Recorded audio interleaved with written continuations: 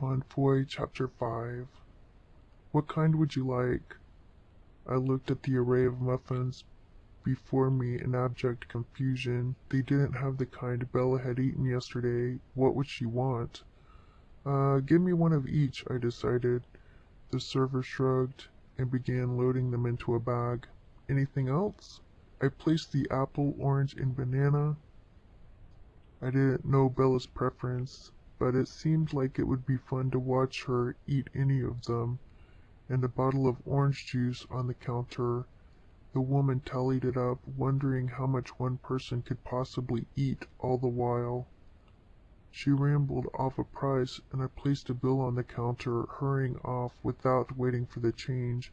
I was impatient to get to Bella after spending the night fantasizing about all the things I could do to her. I glanced at the time as I sped off to the dormitory. Just past 8. Would she be up yet? Would she mind my appearance this early? I couldn't afford to go upsetting her. Surely the food would make her more agreeable. All creatures were happier on a full stomach. Only a few residents of the hall were awake, let alone up and about. I raced up the stairs to Bella's room and paused to listen. She was still alone, but her breathing was slow and even as her heart beat. She was certainly sleeping, but I decided I didn't care. Hopefully she wouldn't mind waking up for me. After I knocked, I heard a distinct groan inside, and then the shuffling of covers and Bella's stumbling feet coming to the door. She opened it, and once again her eyes went wide at seeing me. Today, however, unlike Friday night, she wore her pajamas, and her hair was mussed from sleep. She immediately turned red. My mouth watered, but it wasn't so bad. "Good morning," I said pleasantly. "Edward, what are you doing here so early?" I brought you breakfast," I said, holding up the bag. "So, you don't have to go to the cafeteria." It suddenly occurred to me that my brilliant plan was slightly lacking. I wasn't exactly saving her from getting up early to go to breakfast when I was waking her even earlier, but maybe she wouldn't care. Her eyes went soft, and a smile spread across her face.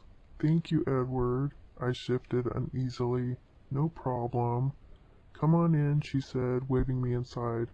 I'll just run to the bathroom for a second. Make yourself comfortable."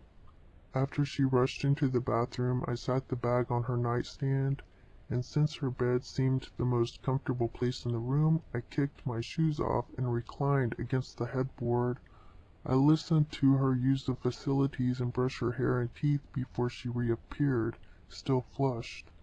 She paused in the doorway, staring at me. I patted the bed beside me, and she finally came, sitting close in the narrow space. I gestured to the bag, which she took and opened.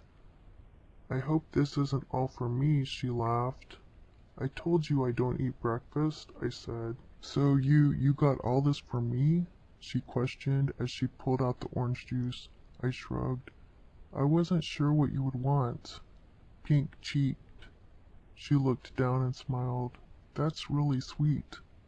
"Sweet?" I frowned. I wasn't trying to be sweet, and she was getting the wrong idea.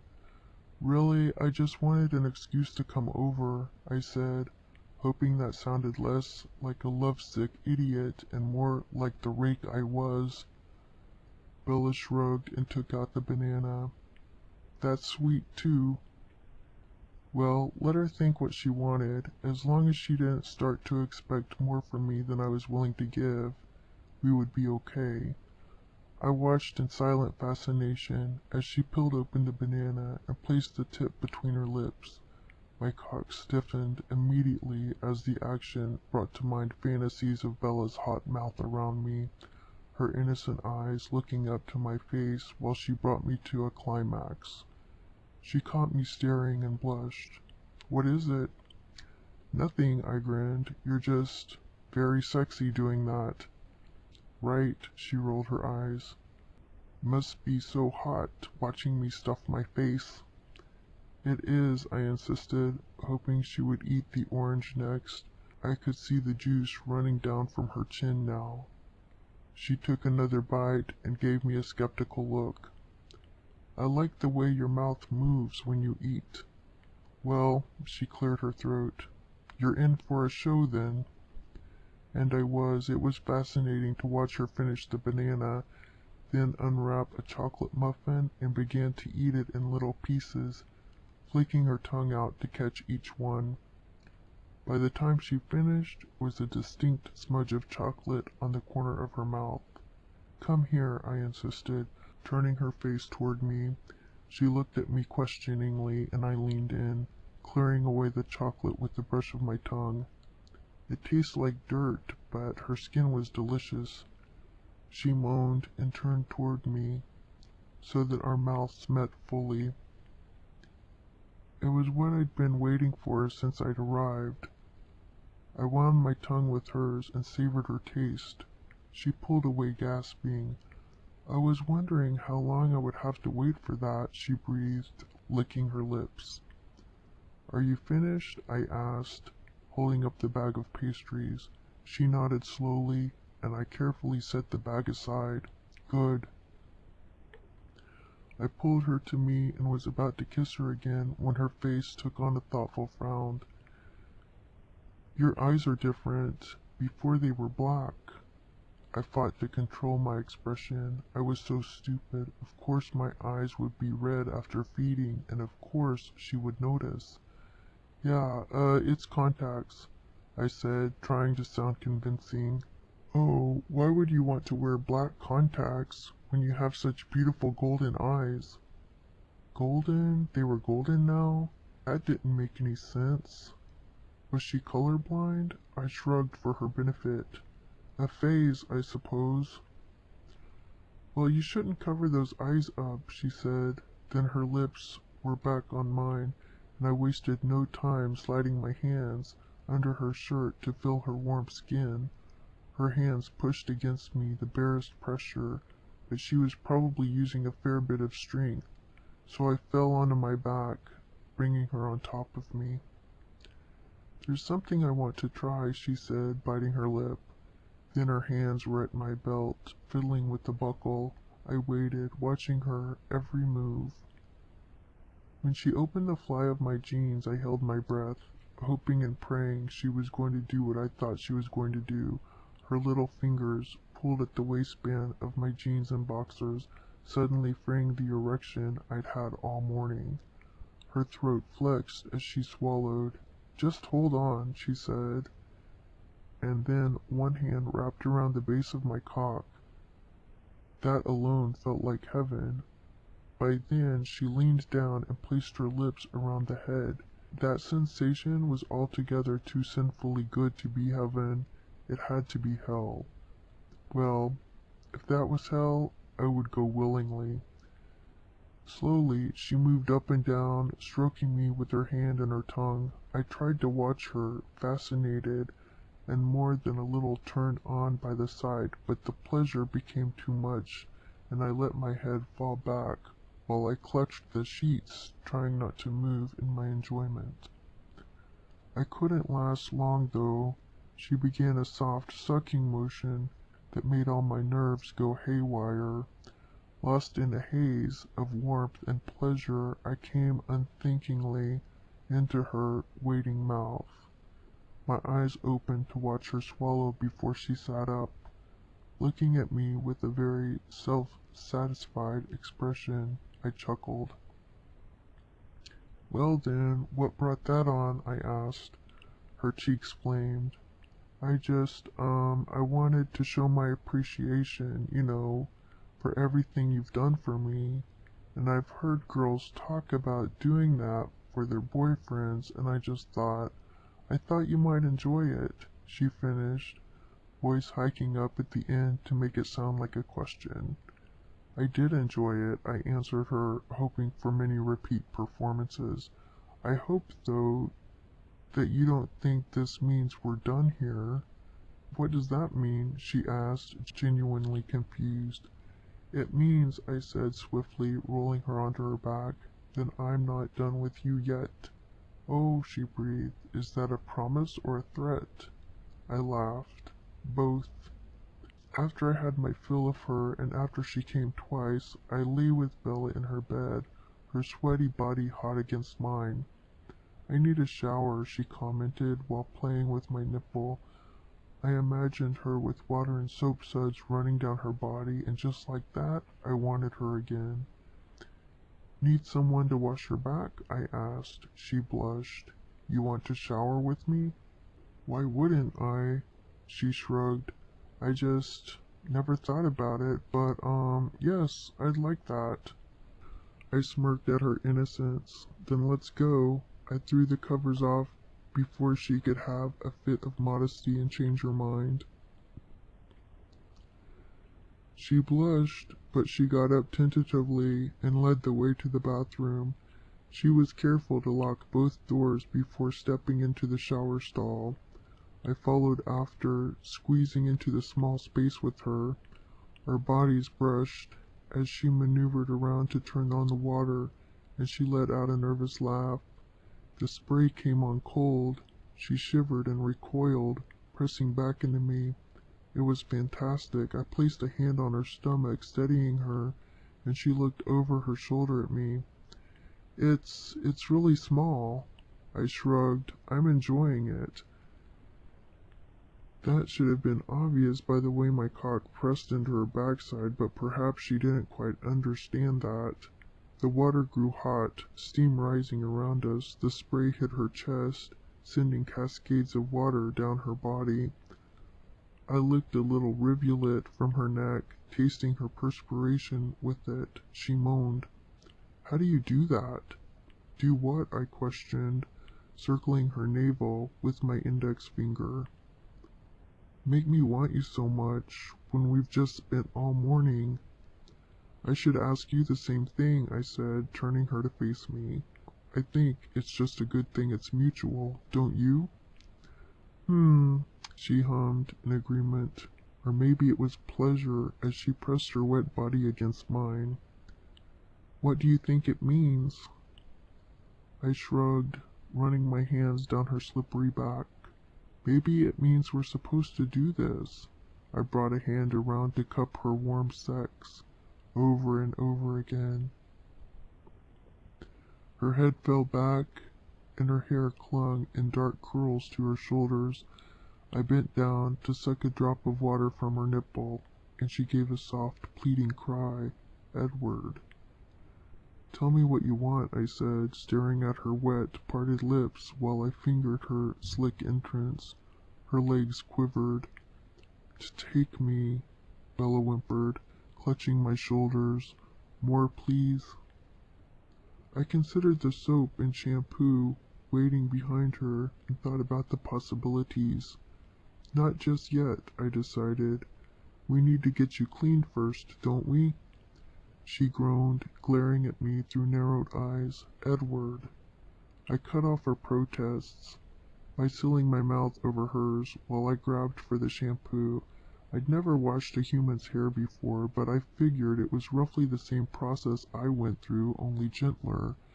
Pulling away, I turned her around once again and lathered a dollop of shampoo between my hands, then applied it to her hair.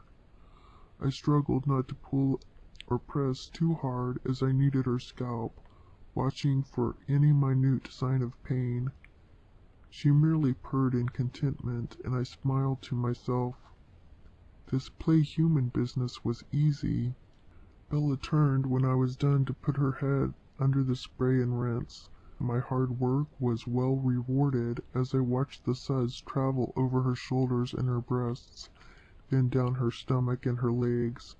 I wanted to give in and take her like she'd asked, but I wanted to tease her too. So I reached for the bar of soap and rubbed it between my hands.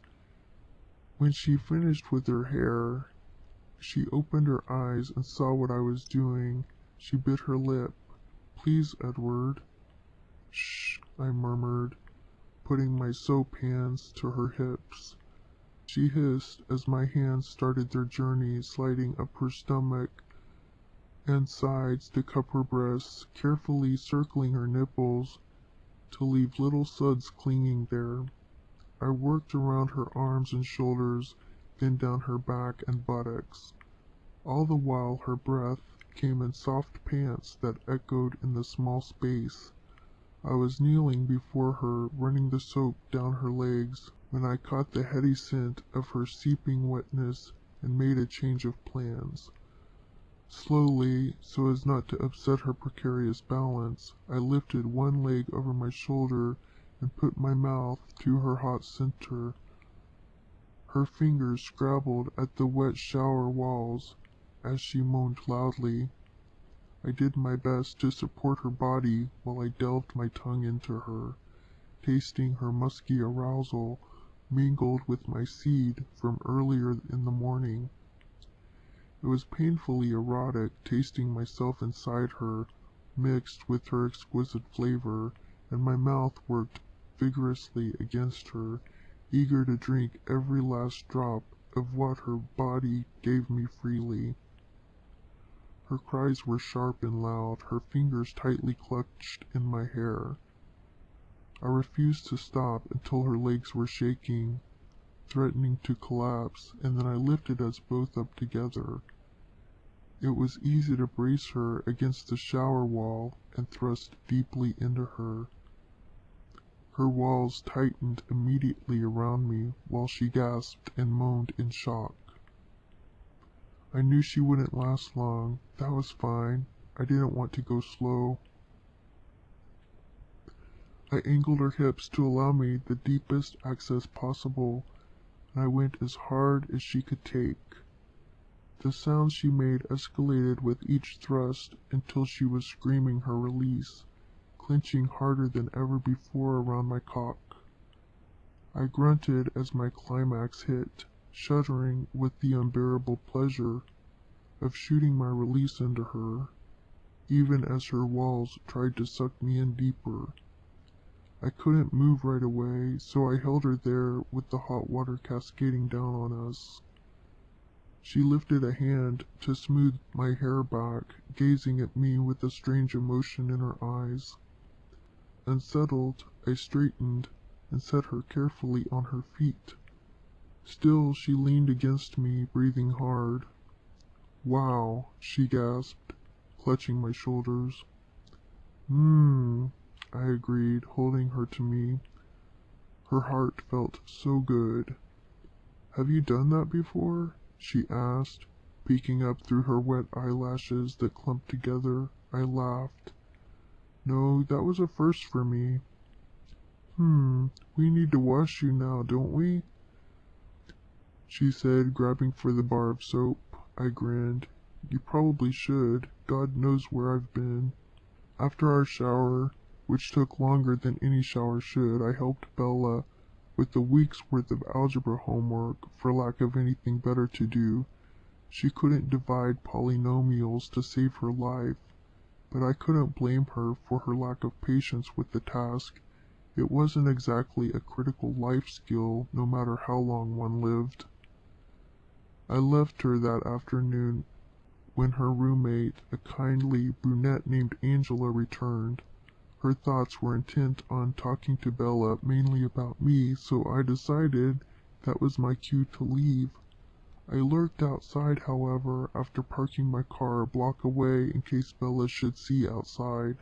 "Never mind my weekend," Angela was saying inside, scrutinizing Bella's evasive expression. "It looks like you've had quite a bit of fun. How on earth did he rip your sheets?" Bella turned beet red in Angela's thoughts. Well, it's new." Angela hid the amusement that lurked in her thoughts. "I gathered that much. Who is he? Where did you meet him?" Bella bit her lip. I wondered how much she would tell her friend. "Well, his name is Edward Mason. I met him Monday outside the library. He walked me back to the dormitory, and then I told him our room number, but I didn't expect to see him again, and then Friday night he just turned up and we Angela grinned, mostly pleased for her friend, though worry rested in the back of her mind. I take it you hit it off, so tell me about him. What's he like? Bella's lips twisted into a smile. Well, he's sort of mysterious and a little intimidating, but he makes me feel like a completely different person. Like I'm not just plain boring Bella Swan, you know? Angela was intrigued by the way her eyes lit up, and so was I. He's good to you, then? Yeah, Bella said, smiling. He drove me around job hunting yesterday, and today he brought me breakfast and helped me with algebra. He's been so sweet. Good, Angela said, approving. Because if he didn't treat you right, I'd have to kick his ass. I laughed out loud, and from what I could see, Bella did too. I hate to break it to you, Angela, but I think you'd lose that fight. Angela shrugged. Well, if he's a gentleman, like he should be, he'd let me win. I'm sure he would, Bella said. Really, Angela, you don't have to worry about me. I can tell he's good. I can just see it in his eyes, you know? I do know what you mean, Angela murmured, conjuring up an image of a young man, whom I assumed was her boyfriend. I wondered what Bella thought she saw when she looked at me. All that was good in me had died with my humanity. How could she see any of that in my inhuman eyes?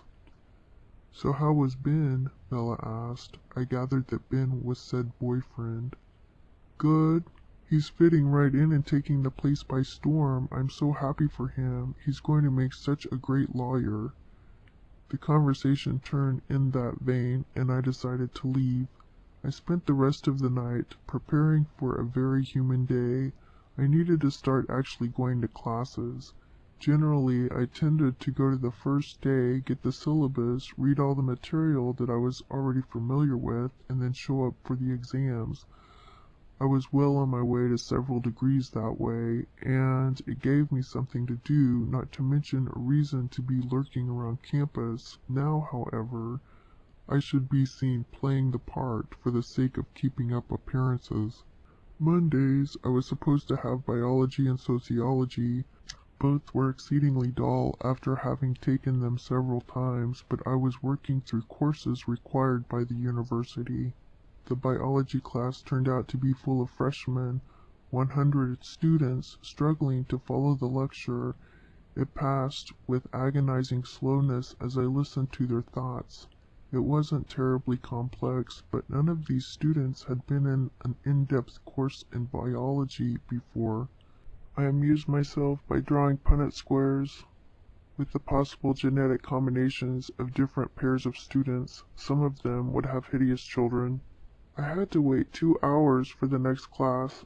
I snuck into the music building and passed the time on a piano in one of the practice rooms, playing pieces that made the passers-by stop and peek in the window with curiosity. Few humans could play so well, I knew. Extraordinary speed and coordination did a great deal to improve performance. Finally, the time rolled around for the sociology class. I had just walked into the room when I caught an achingly familiar scent. My feet moved automatically, following where my nose took me. I found her in the center of a middle row.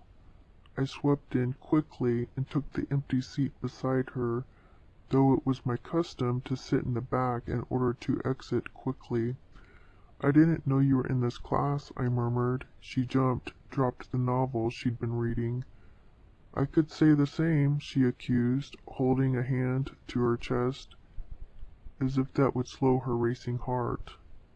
I know I would have noticed if you'd been here before. I shrugged. I tend to skip this one, I admit, but I'm trying to turn over a new leaf, if you will. Well, that's good, she said, frowning. Do you go to any of your other classes? I laughed. Some of them. The professor walked in then, silencing the chatting students, and Bella never had a chance to respond. I spent the hour watching Bella take notes in her sprawling handwriting. trying to resist the urge to reach out and touch her, to satisfy the almost magnetic draw I had to her. She was so close, I could feel her heat, stronger somehow than all the others around us. When the professor ceased talking, most of the students hurried to pack their things and get out, but Bella turned to me, smiling. "Did you enjoy the lecture?"